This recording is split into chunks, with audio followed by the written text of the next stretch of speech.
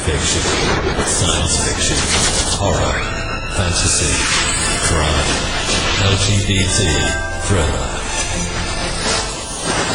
You have now entered the House of Mystery with your hosts, Eric Shapiro, David North Martino, John Copenhaver, and Al Warren. Heard on KC 106.5 FM Los Angeles, 102.3 FM Riverside, and 105.0 AM Palm Springs. Welcome back into the House of Mystery, and I'm Al Warren. And on the other side, we've got Mr. David North Martino. I almost forgot your name. I usually forget my name myself. So yeah, I was going to call it Rosie, but then I thought that's not right. I remember I'm on good behavior now. I've been warned, and I'm on good behavior, and it's not. And for the listeners, it's not Cocktober this month. It's Peacocktober, right? So I've got put in line real strong by the management here to stop being mean to Dave and start calling it Peacocktober. Oh, just let it out. Let it out, yeah. Let it out. Yeah, I know. I'm telling you, after that last rewrite, I'm ready to let it out. Yeah, so we'll see what happens. And then I was asked to be on that show, and I still don't know. We don't know what we're going to do here. Because I don't know if I'm capable of writing a thing like that. But you can do it. Well, I can get you to do it, and I can say I did it. Oh, well, that's true. I'll be your ghostwriter. Yeah, there you go. You're pretty ghosty. So yeah, that's true. Anyway, so now speaking of writers and mystery and all of that, we've got another writer on today's show. Now, today we've got someone that's never been on before. And the new book is called Shooting Star, and it's a Nikki Latrelle mystery, book 5. And the guest is the author, Sasscer Hill. Thank you for being here. Well, thank you for having me. Well, here we are. Shooting Star, Nikki. So what is a Nikki Latrelle mystery? Nikki Latrelle is a female jockey.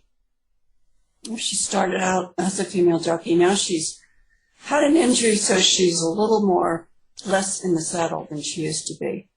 But she's a little bit scared about life sometimes. She had a tough childhood. Her mother died when she was only 13 and left her in the hands of a rather evil stepfather from whom she ran away in the middle of the night so that he wouldn't abuse her. And she climbed the razor wire fence into Santa Anita Racetrack in Baltimore and spent the night in a stall with a horse. And that's how she got started in her career as a jockey. Well, I was going to say, so what? So it's called a mystery. So, what kind of thing does she get into that she has to solve? In this particular book, Shooting Star, they are doing a horse racing movie at Santa Anita Racetrack. And I don't know if you ever watched or recalled, because it was in the news bit, there was a show called Luck. It was a serial by HBO, and it had, I guess, Hoffman and some other big stars were in it, but the show had to be canceled because horses were dying. And since Nikki knows a fellow who works for the real agency in the United States called the Thoroughbred Racing Protective Bureau, he subcontracts her to come to California, to Santa Anita, to watch over the horses in this movie so that they're not mistreated as they were in Luck. And I was lucky enough to go out to California and meet with the point man at Santa Anita who worked with HBO. And he said what they would do is they would send these horses out and film a race. And then the director would say, okay, let's do it again. Take another shoot. And they would do that. And, horses were dying. You can't treat a horse like that. They're not machines.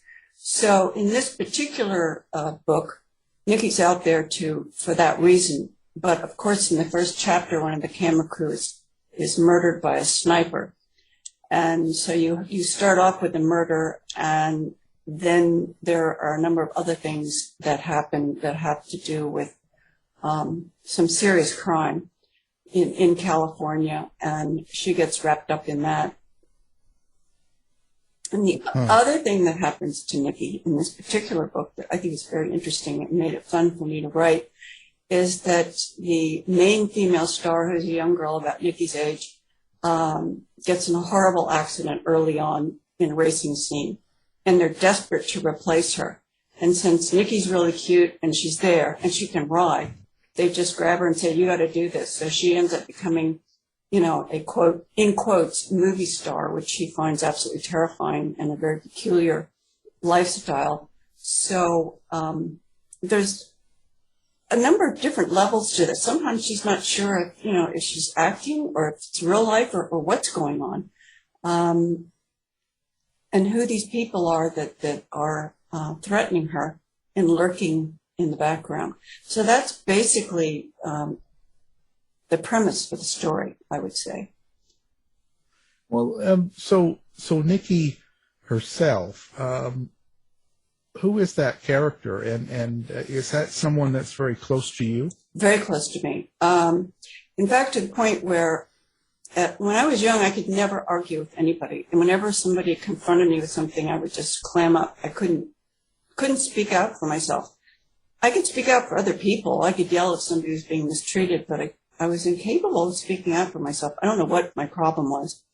But after I wrote the first Nikki book, I would find myself saying, what would Nikki do? What would she say? And I would get really bold, and I would just, a whole new me came out that I'd never known I had. And I thank Nikki Latrelle for that. I really do. It's odd how that worked.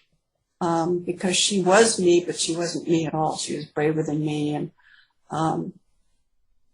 actually a slightly better person than I am. So I liked to figure out what she would do, and then I would do that. I know that sounds crazy, but that's how it worked out. No, that's all right. We get plenty of crazy. That's not crazy. That's but so Nikki, in a sense, kind of helped you come out, so to speak, at being stronger about your own convictions in a way. Yes, she did. So what do you consider Nikki? And I say that because a lot of fiction writers that we speak with will say they're it's like they're kids, or they describe their characters as family, or they have all sorts of unique names like that. How do you describe Nikki for you? She's a friend. And I admire her, and I'm very concerned about her, and I want her to be kept safe.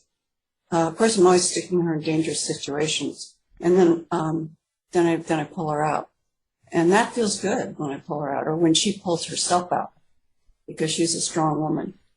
In the first few books in the series, she's there's actually a prequel where she's only 13 years old, and it's right after her mother's died and left her in the hands of this would-be pedophile. But that's just a prequel. And the first book in the series, she's 23. And in this last book, she's about 32. She's growing up.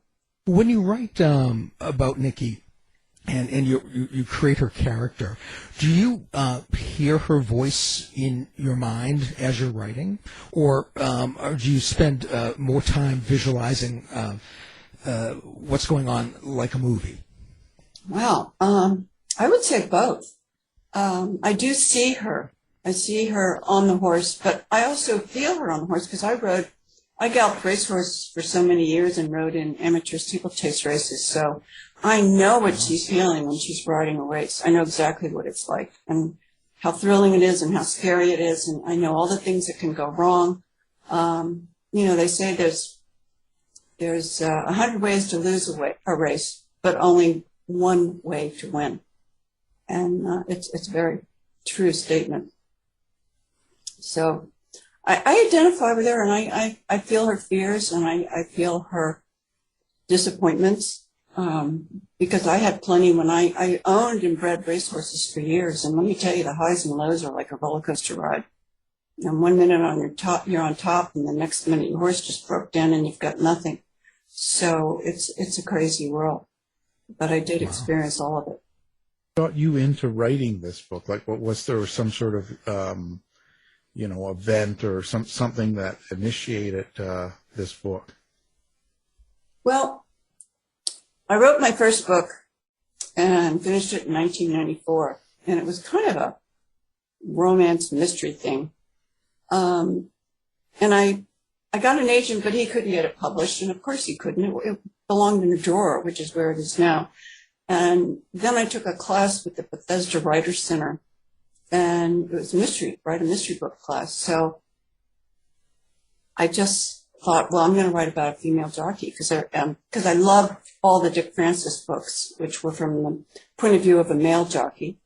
And as a child, I loved the Walter Farley Black Stallion books with Alex Ramsey and, the black. And that was just, loved that stuff. And I love action and adventure.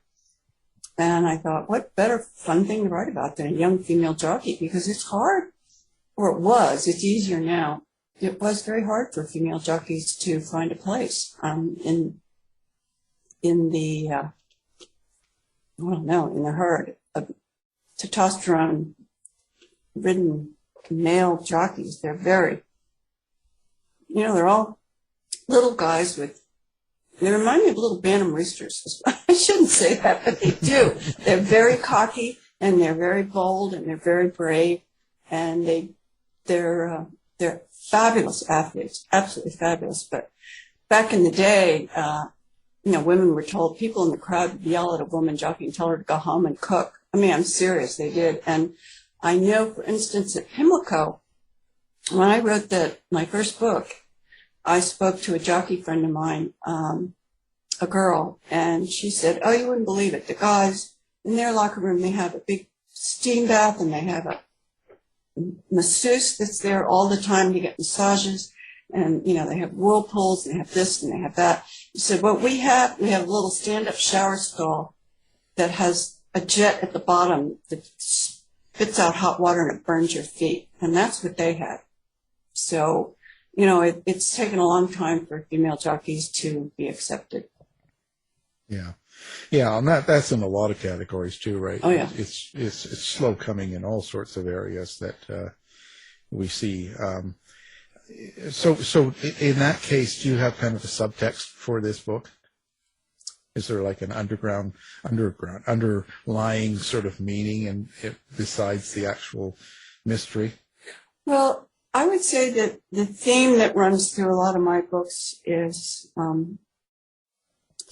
fight the odds, or fighting the odds, because that's what we all do. We're always fighting the odds. And chasing your dream, and helping the helpless. That's something that Nikki is very good at. She's not good at helping herself, but she's very good at helping other people and looking out for them. And like, she's the one who, if she sees a groom take a crop and hit a horse in the head with it, she'll just go right up to him, yank that crop out of his hand, and hit him with it right in the face. I mean, she's done that. So that's Nikki. I mean, she's fierce, even though she's also kind of shy about many things. So I would say that is the subtext. Chasing the dream, fighting the odds, helping the helpless. That's what she does. I'm curious. You've also written in other books on a character that's like a thoroughbred racing protective bureau agent. Mm-hmm. And and I was wondering, what does that job entail? I've heard of that type of agent before. Well, interestingly enough, most of the people that run that organization are former FBI agents. And now I'm being very stupid, but who was the head of that started the FBI way back when? What was his name? It wasn't J. Edgar Hoover. Yeah, Hoover. I was going to say it wasn't Hoover, was it? But I thought he started it, and he pulled in a lot of people from the FBI and staffed it with them. And they're still close. Wow. They still talk to each other and communicate about things that are. Right now, the TRPB, Thoroughbred Racing Protective Bureau, mostly is about checking on gambling, making sure people aren't cheating, watching the money, looking for spikes. They have a huge computer base. They showed it to me when I went up to Fair Hill, Maryland, to interview with them, president and the vice president of the TRPB. And they have this computer base, you wouldn't believe, and they have access to so much information. So my characters are always calling in to the main office to see, get information. They need to find out about this guy who looks like he's, doing something really weird. So it's a helpful thing. And the first, with the Flamingo Road, the first book I wrote about being a key, I sent it up to the president and the vice president, and I made them read it. I said, I want you just to read it and make sure I haven't done anything that's just like stupid. Like you would say, that would never happen. What is she writing this for? And the best email I ever got was just a quick email from the president. He said, you're good to go. And that brought tears to my eyes. It really did. It just brought tears to my eyes. So the book was published with St. Martin's Press. Unfortunately, it didn't sell that well. And St. Martin's kind of just hung me up on the wall, and they were looking for big books. They were looking for The Girl on the Train, and they were looking for 50 Shades of Grey. That's what they wanted. In a horse racing book, no matter how well written it was, it didn't matter. It wasn't selling. But that book did win the Ryan Award, Dr. Tony Ryan Award, for the best book in horse racing literature, and that came with a $10,000 prize. Wow. And I was up against Dick Francis's son, Felix, and I knew Felix would win. And they did it like the Emmys or something. He stood up on a stage with an envelope, and he pulled out this little card, and he said, and the winner is, and of course, he lets it hang for long enough for you to kill yourself 10 times, Flamingo Road. And I just cried. I mean, I just wept. I couldn't believe it, because I was sure that Felix Francis's book, Pulse, or the other gal that was there, I was sure somebody else's book would win, because my book wouldn't win. I was sure it wouldn't win. And it did. And it was like such a great moment. It was, and everybody was there, all these big wigs from Kentucky, horse racing people. It was a lot of fun. And I got some great interviews with, in the winner's circle with some of the TVG, that's the main horse racing station, TV station in this country. And it was just a lot of fun. It was great. So it was hard work. I got it done, and it paid off. It was nice. Well, and it looks like, okay, so you yourself race horses and breed and all that yourself. So you have quite an interest in horses themselves. So I'd imagine that a lot of your own experience you can put into your story as well, because you've done it. Oh, yeah. Oh, absolutely. Absolutely. And when we bred horses, and I would take the mare, put her in the trailer, haul her upstate to a stallion, breed her, bring her home. And in the spring, she'd have a foal. If we were lucky, we'd get a live foal with no problems. And sometimes she would have difficulty foaling. And I remember one time I was down in the straw pulling. I've got the horse's head and forelegs were out, as they should be. But he couldn't get his shoulders over that hump, the pelvic girdle. So I'm like pulling with everything I have, and I get the foal out. And then 3 years later, after I'd broken the horse and galloped him on the farm and all of that, he's at Pimlico. He's coming down the stretch. He's on the lead, and he wins. And there is nothing as exciting as that. Nothing. Absolutely nothing in the world. It's so rewarding and just amazing, that you created this horse, and he's a winner, and he's winning money, and he's doing what he's supposed to do. And those were the highlights. But as I said, it's a roller coaster ride. There are highs and lows, and the highs are great. What was it that actually got you to change from being a horse breeder into an author? Like, was there some sort of particular thing that happened, or was this something that you've always done and just have never just never wanted to publish, or what was it that crossed over for you? I would say age and money. Racehorses are very expensive, and when you're young and fit, I could do everything myself. I would break all my own young's. I would gallop them. But when you get older, you can't do that, and then you have to start hiring out or hiring people to help, and that gets real expensive real fast.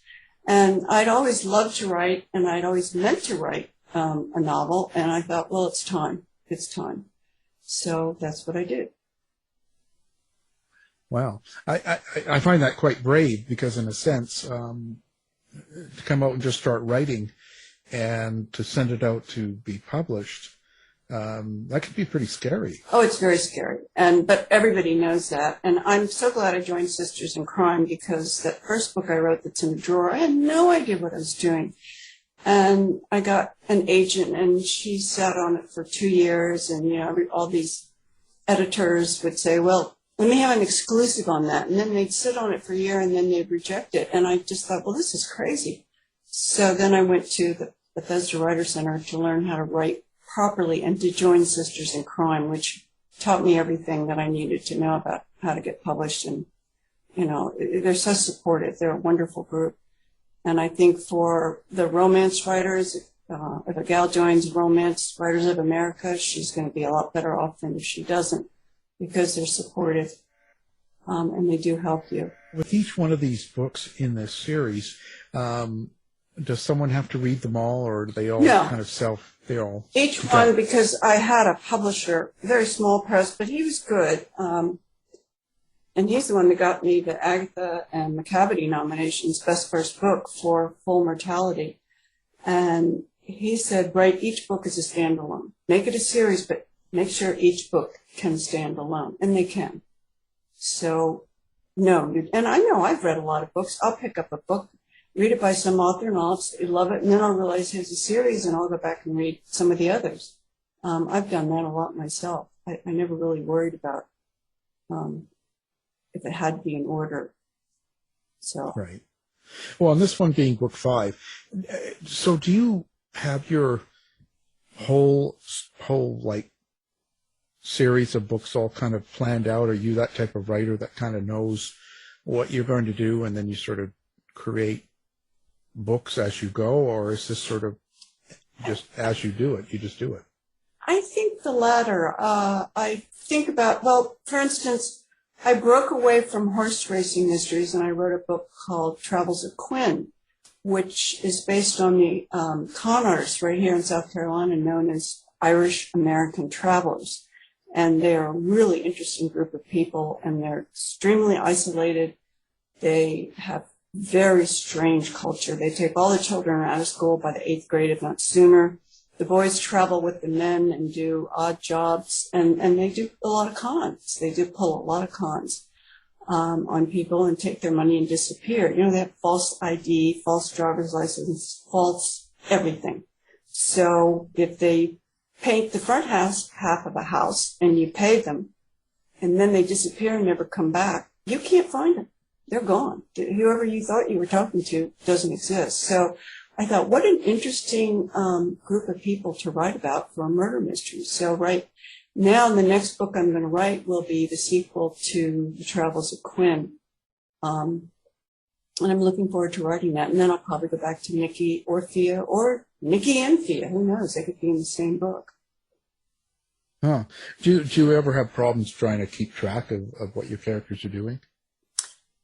No. So far, thank God, I don't. And I keep, I always do a chapter by chapter, just like one sentence. Chapter 1, what happens there? Chapter 2, what happens there? And then I have a file called Characters for the Nikki Latrelle books, and the characters that are in the Fia McKee books, and the characters that are in the Quinn O'Neill books, and I always go back to them. And like one of the characters in the Quinn O'Neill books is a Brit who came over.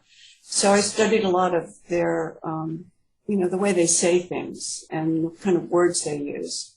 And so I have him speak like a Brit would speak. And it's fun, but it's harder work, but it makes a better book. It makes a much better book.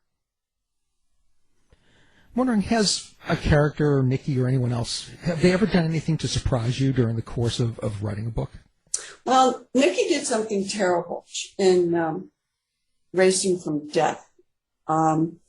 She had a friend, and you're going to laugh, her name is Lorna Doone, but, and she was much younger, and they went down to Virginia to run a meet together. She took horses down there for her trainer, and it was a very weird place, and a lot of strange things happened. But one of the things that happened was this really cute, sexy young guy. Lorna was only like 18, and he just zeroed in on Lorna like a heat-seeking magnet. And she fell for him so bad, and he was giving her drugs, and it was not a good scene. But the problem was, and a lot of people didn't like this, is that he would look at Nikki, and he would stare at her, and she would see him, and she would feel his heat, and she almost cheated on Lorna. It was really close, but the last second she thought, "What the hell am I doing?" And she stopped. And that's, people thought, well, she should be a better person than that. Why would she do that? I don't like that about the character. And I thought, but that's how people are. They do things like that. They get carried away. They do what they shouldn't do, and they regret it. And then they try to redeem themselves. So I also think that makes for a better book. I loved Mary Higgins Clark, but her characters were always so perfect. They were such perfect young women. Everything about them was right. And I just can't write about perfect young women because there aren't that many perfect young women. Oh, there you have it. Now you're supporting characters. Where do they come from for you? Are you, out at coffee shops looking to meet people, or is it someone you've seen in a line in a supermarket, or no, it's friends? People I've met and know, and like some of the people that work at the track, the grooms that work there. I've seen the life that they lead. I've seen how they talk. I know what it's like to sit in what they call the receiving barn, which is the barn at any racetrack that receives horses that are just coming in for the day. And you have to sit there for hours with your horse. And I would hear the things that they would say and the jokes that they would tell. And so you pick up a lot of fun, interesting characters that way. And one of the main characters in my book, his name is Mello, and he's modeled after a really kind, decent, wonderful black man I knew as a child. He lived on the farm, my father's farm, and he had Belgian workhorses. And I wanted a pony more than anything in the world, but I wasn't allowed to have one because I would get hurt, right? That's what my father thought. So what would I do? I would go out to the stable, and I would climb up the wooden slats, and I would get on the back of one of those great big Belgian plow horses, and I'd tie anything I could find, failing to find anything, to the halter and back him out of the stall and turn him around, and off we'd go. And Lloyd, he knew I was doing this, but he never said anything.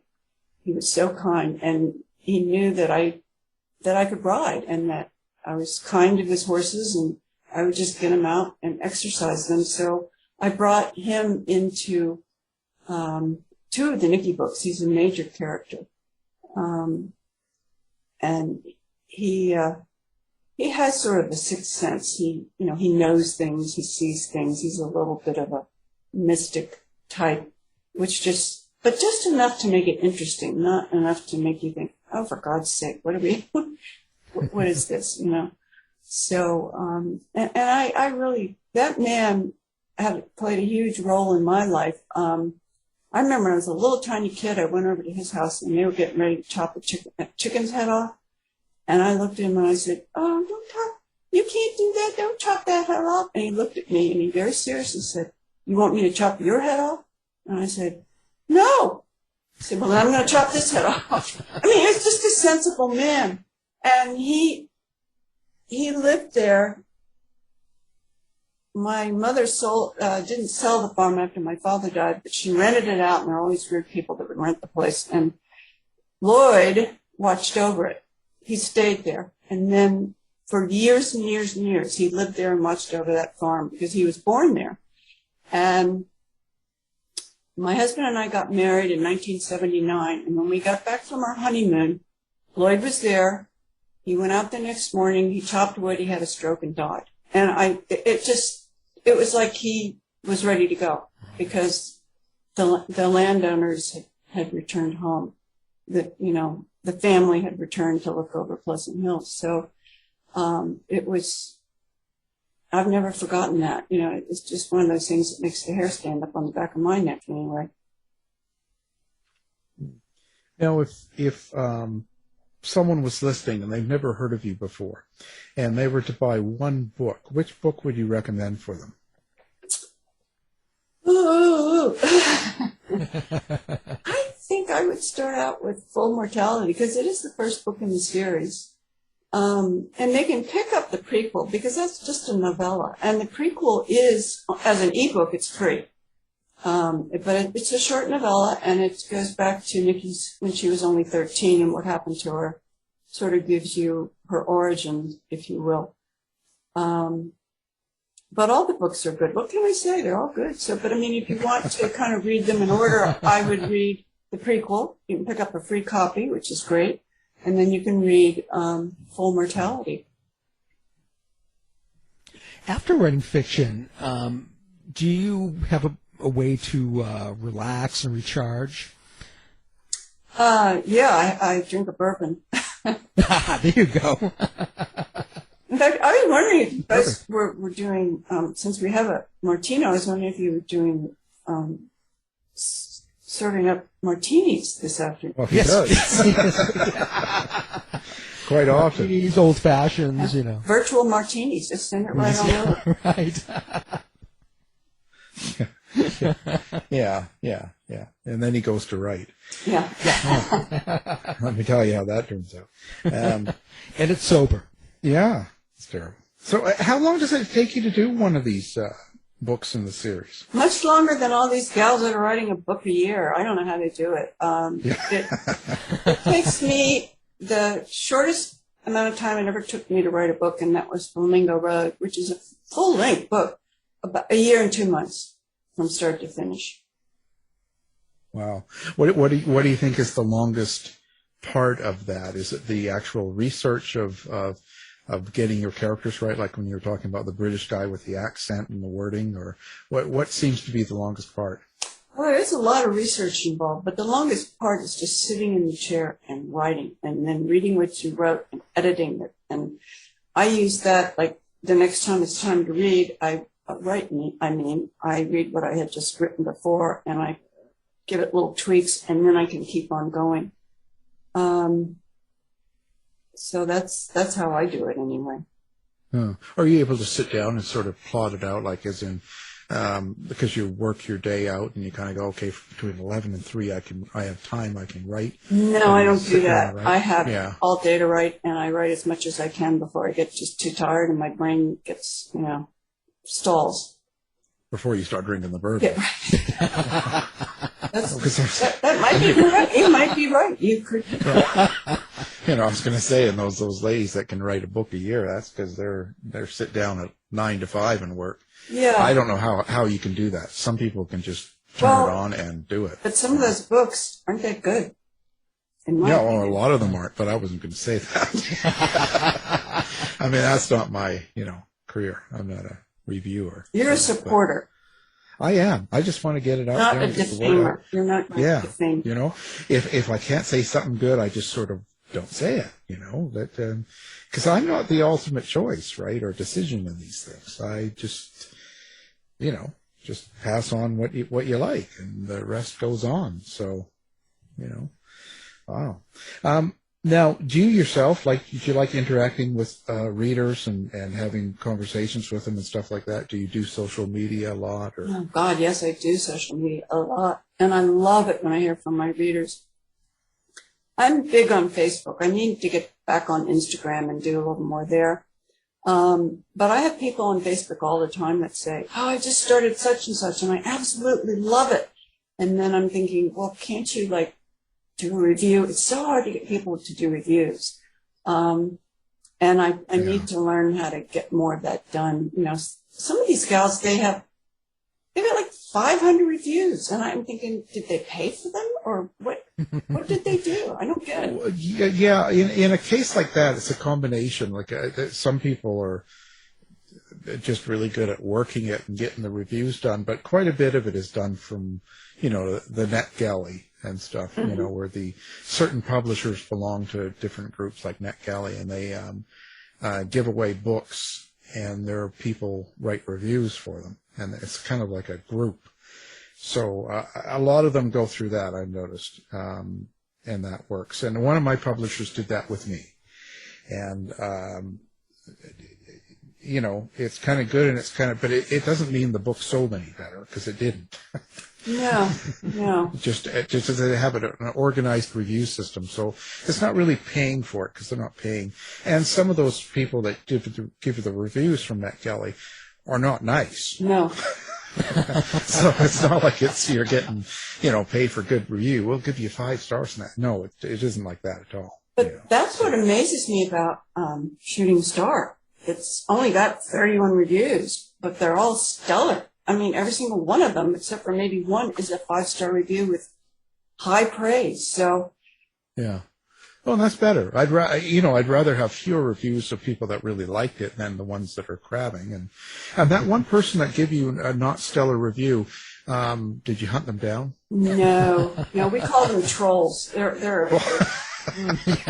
they are. They just like to take people down. Yeah, and you're going to get that no matter what. Oh yeah. I have books that have come out, and just on the launch day, people will just put 1 star. Oh God. And it's kind of like, well, you couldn't even have read it yet, or you don't even. Exactly. So after a while, you start to realize, well, it is what it is. Just leave it, whatever. And I've only killed 3 or 4 people, and then after that, That's pretty good. Well, it's good when you write true crime. It helps. Yeah, I've killed a few people with my books, for sure. A few rotten trainers, the kind of trainers that'll give horses drugs so they'll run because they can't feel the pain even when they're injured. Wow. So you just go after them. I don't blame you. I mean, it's it's frustrating for me. I myself have a 3-acre place, but I take in old dogs. Everyone knows that the old rescues, the ones that go to the pound that nobody will take, right? Because they're 5 or plus. And so I've always got lots of old dogs around here. And I just don't get the way I've heard. I get so many that have in such bad condition, that have such bad lives.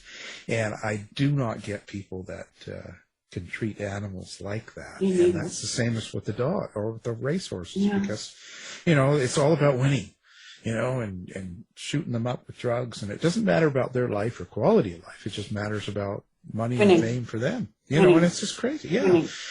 And I don't get that, because it really means nothing. Well, in a sense. Fortunately, there are many wonderful, good trainers that just live and breathe for their horses. And they all know these. I mean, if you know anything about horse racing, you know that a happy horse is a winning horse. And you can keep them happy. My trainer used to do, I remember when we were down in Virginia, we went around with buckets and handpicked clover because my mare was nervous that was racing. And we handpicked globs of clover. And she would eat that, she'd really get her legumes that way. And that's the kind of thing that a good trainer will do. You take that extra step, make sure that if they're nervous, that you can do things to keep them from being nervous, or at least get them eating. She was a lovely mare. She was won a lot of money for me on the turf down in Virginia. Yeah. Well, that's it. I think that it's developing a relationship with them. And I think that makes it all better. But I don't know. I never actually rode a horse. So you didn't? No. I was taken out, and I know people that do ride horses, and I thought, don't attack me, but I kind of thought, well, that's kind of mean, isn't it? And of course, the cowboys told me no. But I just didn't. I had no desire to get on a horse and ride it.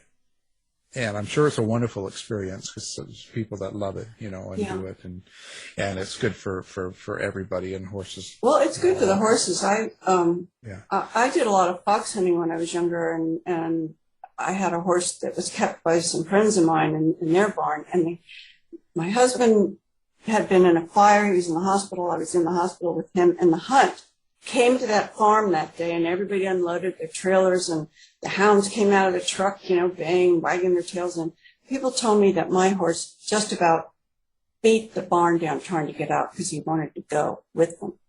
He was furious that he didn't get to go. And, I mean, that's tells you a lot. Tells me a lot. Yeah. Oh, yeah. Yeah. No, I think it's good. I was just a weird kid. So I was just get a hold and interact with you. Do you do a website as well, or? Oh, yeah, I have a website, sasserhill.com. It's pretty easy to find, as long as I remember how to spell Sasscer. Right. Of course. That's the tricky part. And what we'll do is we'll put that on our website so people listening can do one click and they'll get taken right to your website, and then they can interact, see what else you got up for sale and what you got going on and things like that. And how was now this book here? It just came out here in July. You must have been going through the last process, the editing and the last part of the writing through some of this COVID and all the weird stuff going on in the world. Yeah. How did that affect your writing? Well, the main thing, COVID was nothing for me because I was in chemo from October of a year ago until March, and that was really hard. And then, believe it or not, in May I got sepsis and I almost died. So, and then I got the book out. I don't even know how I did it. But COVID was the least of my worries when you're doing chemo treatment. I mean, harsh chemo treatment. The last thing you care about is COVID. So, the thing that was good about COVID is people were buying books. They were really buying books because they were stuck at home and they wanted something to read. So that was very helpful to authors in that sense. And COVID didn't, even if, because the COVID was around for quite a while before I was in chemo. It started the previous February. And I wrote the book all summer, that summer, before I found out I had to go into chemo. So I found COVID helpful. You couldn't go anywhere, so what are you going to do? You're going to stay home and write. Yeah. Well, so when you're stressed, because this is kind of what I link to COVID is, and I ask it is because when there's a major stress going on in the world around you or outside your door, right, there's all this commotion. But even with yourself going through chemo, the stress and the, pain or suffering and all the extra anxiety that comes with it, does that seep into your writing itself? No, it didn't at all for The Shooting Star, because when you're writing, you go into a different zone, and it's an escape. Anyway, it's a great place to escape to when you're writing. It's like when you read a good book, it's an escape. So I found it easier than I would have thought to focus on writing a book. Yeah, yeah. So what are your plans now? Are you going to... What's next coming up? You're going to do another one? I'm going to do another Quinn O'Neill book, the Irish-American traveler girl, who was born into the society but wanted to get out, and that was very difficult because they're so insular, and if you leave, you're ostracized. You can never talk to a family member again. So it was a hard choice, and a lot of things happened before she got out. But and the interesting thing about her is that she has been told that her mother abandoned her when she was 2, that her mother just ran away from the village where all these con artists, Irish-American travelers, lived. And now at the end of the first book, a lot of things happen. Her life gets better, and she realizes her goal. She wants to find her mother. So that's going to be the second book. And of course that will be rife with all kinds of danger and problems. Yeah.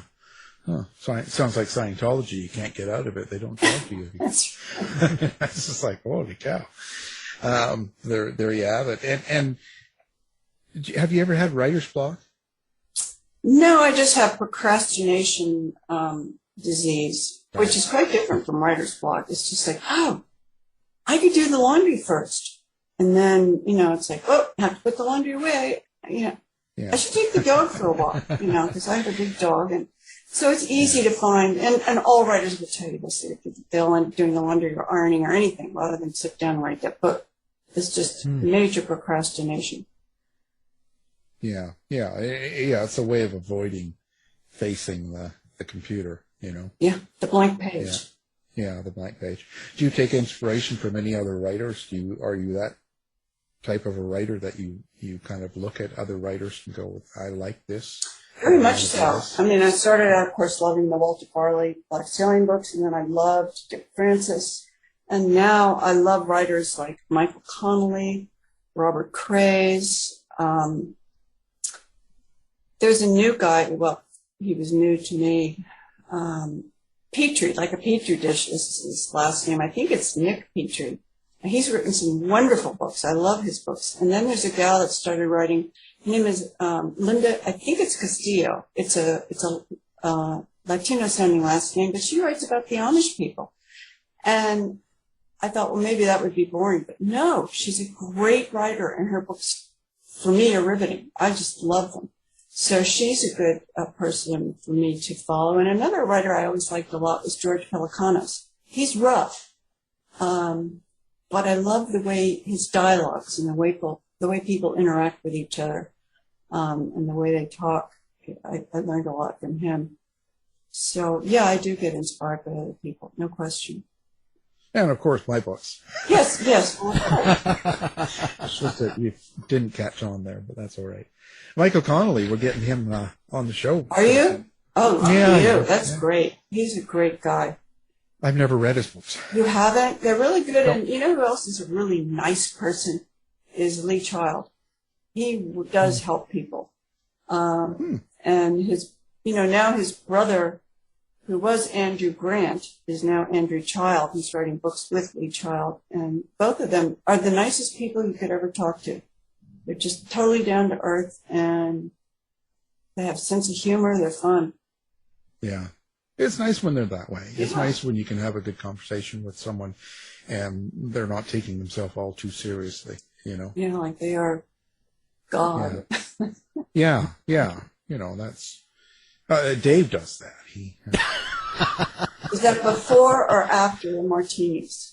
Yeah, that's all the time. Doesn't matter. Yeah, during. Yeah, he's just louder when he's had the martinis. He lets everyone know. Before it's a little bit quieter. It's just, people close to him. But, gotta be careful with that one. Well, it's certainly been a great show. We appreciate you coming on and talking a little bit about writing and about your books and stuff. And it's always interesting to talk to writers. Yeah, I am very, very grateful to have been here. I enjoy talking to you. It's fun. Fantastic. Now, the book, of course, we are talking about and we'll have on our website is Shooting Star, and it's a Nikki Latrelle mystery, and it's book 5. Right. And it's written by Sasscer Hill, and that is our guest. Thank you for being here. Thank you. Appreciate it. Thanks, Sasscer. Bye. Tired of wasting time trying to decide what to watch on your streaming service? Go to our website and look for the Martino movie reviews. To find out more about our show, guests, or to listen to past shows from our archive, please go to www.houseofmysteryradio.com. Show's over for now. Was it as good for you as it was for me? Well, good night. This has been a production of Something Weird Media. I'll be back.